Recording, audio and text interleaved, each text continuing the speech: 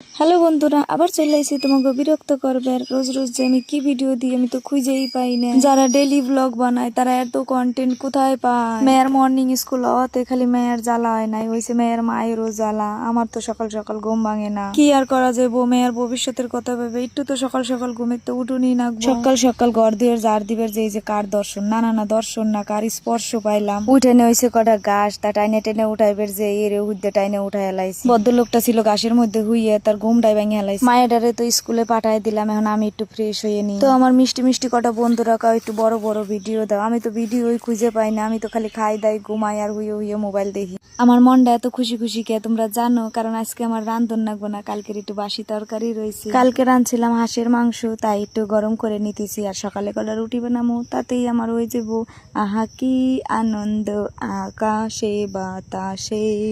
আর এই যে একটা কাজ, এই যে কি কষ্টের কাজ, আমার তো একটু ভালো ঠেয় না। ভগবান আমার একটু বড় লোক বানাইলা না কিসের নিগে? তাইলে আমি আটা মাহাইনের একটা মেশিন কিনা পারতাম।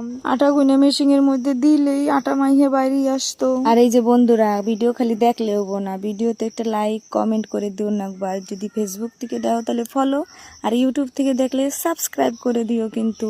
আর এই যে আমি রুটি বানাইতেছি, তোমরা কিন্তু কিছু মনে করো না, টেরা বাঁকা হোক তবুও কিন্তু সে আমারই। তোমরা আবার ভাইবো না আমার সব রুটি ফুলে, যেইটা ফুলছে আমি সেইটাই খালি ভিডিও করছি।